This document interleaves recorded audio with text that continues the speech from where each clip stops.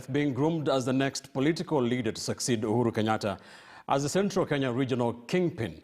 Well, telltale signs seem to point in his direction just 2 years before President Kenyatta retires from office. A section of leaders from the region are already fronting him to take over. 18 political reporter Jeff Kirui sat down with Kenneth and now reports. With the expected exit of President Uhuru Kenyatta from active politics at the completion of his second term, there appears to be lack of his heir apparent in Mount Kenya. The seemingly beckoning leadership vacuum courting a host of Mount Kenya politicians hoping to fit in Uhuru's shoes once he exits the arena. And former Gatanga MP and presidential hopeful Peter Kenneth seems to align his political future in that direction. It doesn't need a rocket scientist to say that the community needs to be at the negotiating table. As to who will lead it to the negotiating table is another matter. If that honor is bestowed on me to lead the community on the negotiating table, I'll pay back the respect by working hard for the community. Peter Kenneth has mastered the art of disappearing after an election and reappearing towards the next.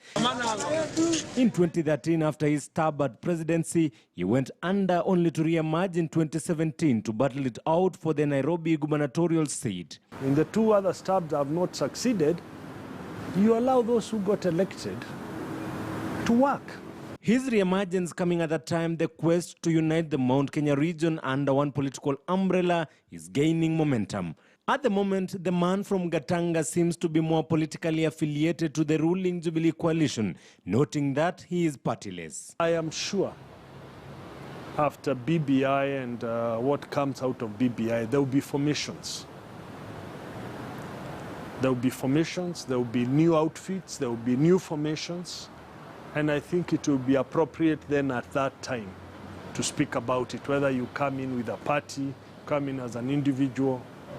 But the most important thing will be to have shared values with those who will be part of the formation as to what is best for our country. For a man who has fashioned himself as a leader devoid of ethnic orientation, endorsement to represent an ethnic region poses a challenge he needs to navigate. I think you can still lead a community without being tribal, in my view. There is a difference between leading a community and having tribal inclinations.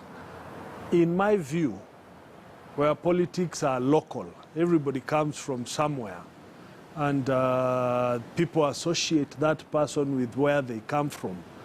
But I think it's important to look at leadership which is outward-looking rather than inward-looking, even in leading a community.